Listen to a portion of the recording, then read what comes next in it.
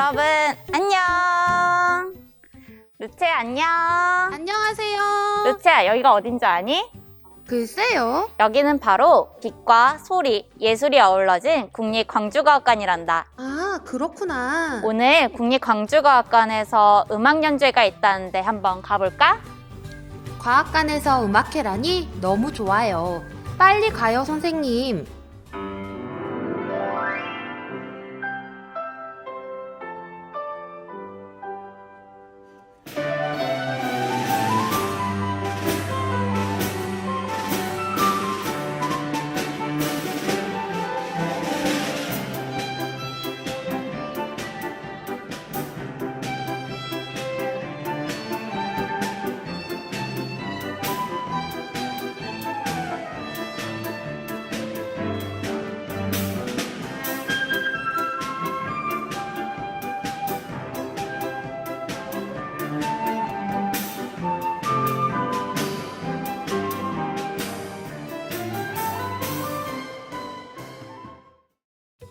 루체야 오늘 연주회 어땠니?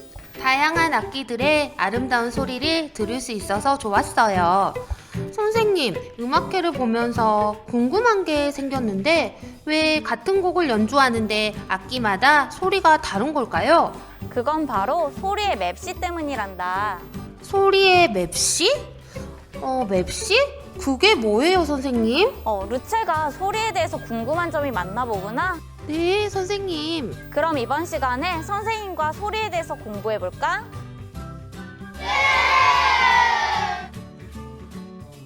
눈으로 보는 소리. 소리는 무엇일까요? 소리는 물체의 진동이 공기의 진동에 의해 퍼져나가는 것으로 우리가 말을 하면 목소리는 눈에 보이지 않지만 물결 모양으로 퍼져서 공기 속을 지나가게 되죠. 큰 소리가 울리는 스피커 앞에 풍선을 가만히 대고 있으면 떨림, 즉 소리의 진동을 느낄 수 있는데 이때 소리를 높일수록 풍선은 더 많이 떨리게 됩니다.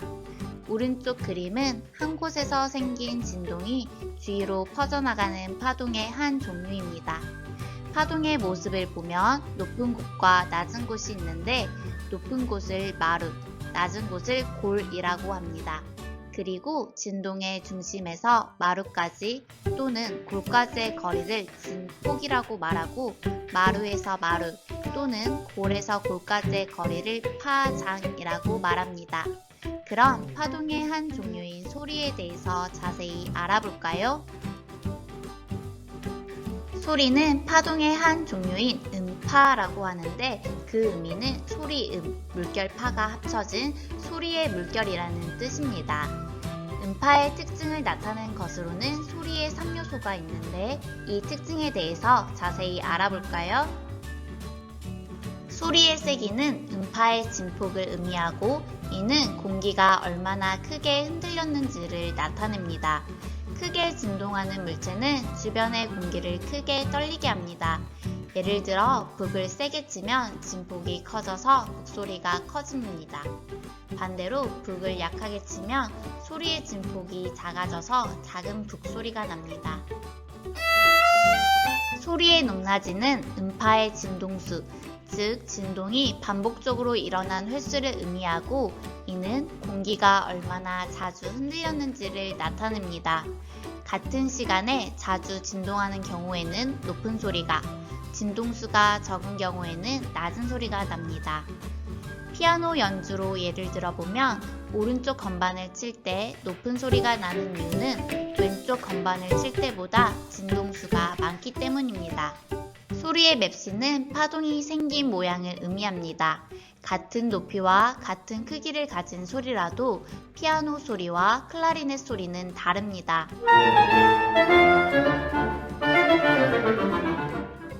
이것은 두 악기가 모양도 다르고 소리의 진동을 일으키는 방법도 달라서 소리의 맵시가 다르기 때문입니다. 이렇듯 소리의 맵시는 사람의 목소리나 악기의 소리를 구별할 수 있도록 해줍니다. 그럼 오늘 학습한 내용을 실험을 통해서 확인해 봅시다. 잠깐 실험을 하기 전에 주의사항이 있습니다. 첫째, 레이저는 절대 사람이나 동물의 얼굴을 향해 비추지 마세요.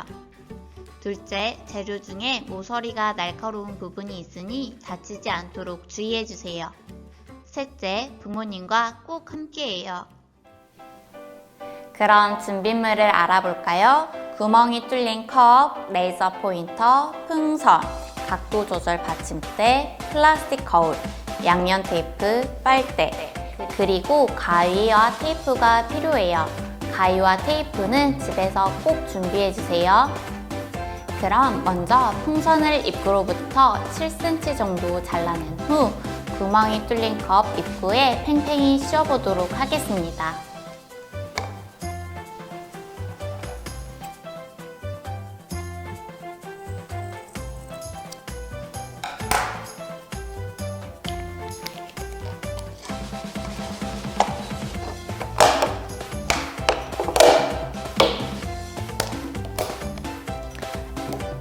자, 풍선을 컵에 팽팽히 씌웠나요? 긴 양면 테이프를 컵에 세로로 붙여보도록 하겠습니다.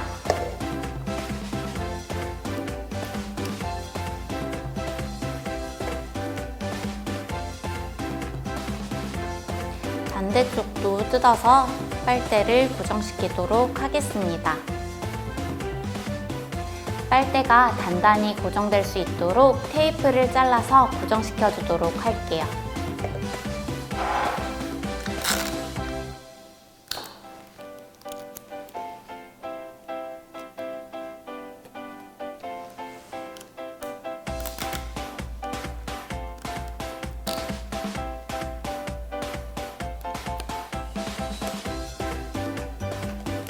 자, 테이프를 붙여서 단단히 고정했나요?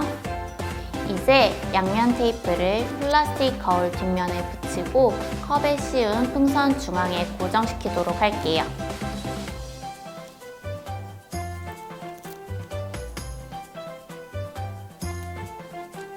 플라스틱 거울을 고정시키기 전에 앞에 있는 보호 필름을 꼭 떼주세요.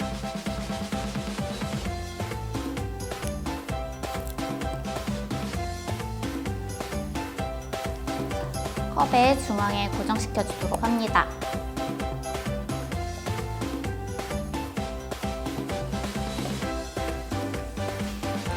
다음으로 각도 조절 받침대에 양면 테이프를 붙여주세요.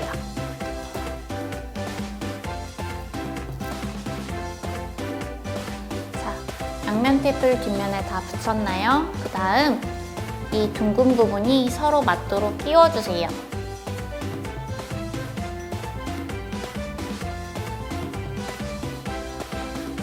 이제 레이저 포인터를 각도 조절 받침대에 눌러서 붙여줄 거예요. 자, 레이저 포인터를 사용하기 전에 먼저 건전지를 넣어주도록 할게요.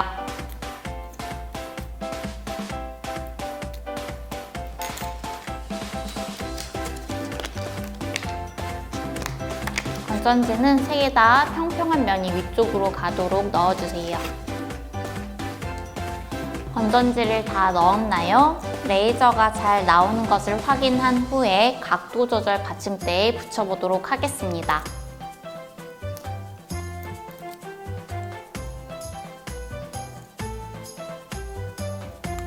자, 레이저 포인터를 붙인 각도 조절대를 빨대 윗부분에 붙여보도록 하겠습니다. 레이저가 나오는 곳이 거울을 바라볼 수 있도록 하고 꼭 붙여주세요.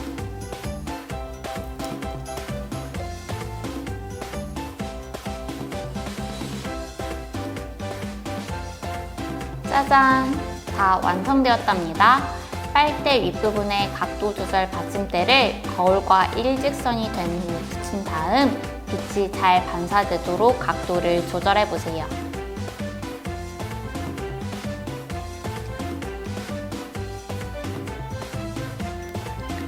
자, 각도 조절까지 다 끝냈나요?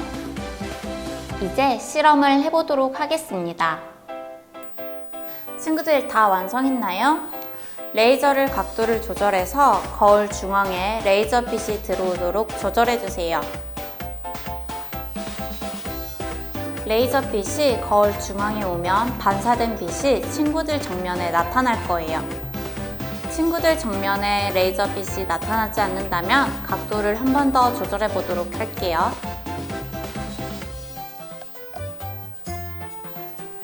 다 조절했나요?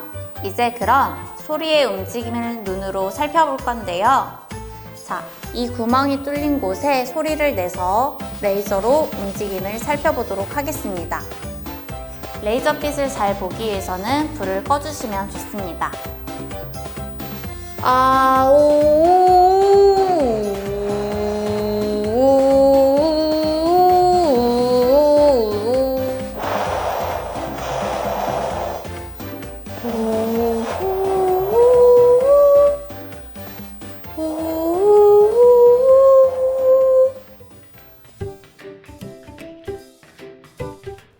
친구들, 오늘 선생님과 소리에 대해서 공부해보고 소리의 움직임을 관찰해봤어요. 국립광주과학관에는 소리에 관한 다양한 전시물들을 체험해볼 수 있답니다. 친구들, 과학관에 찾아와 직접 체험해보고 여러분들의 꿈을 키울 수 있었으면 좋겠습니다. 그럼 이만 안녕!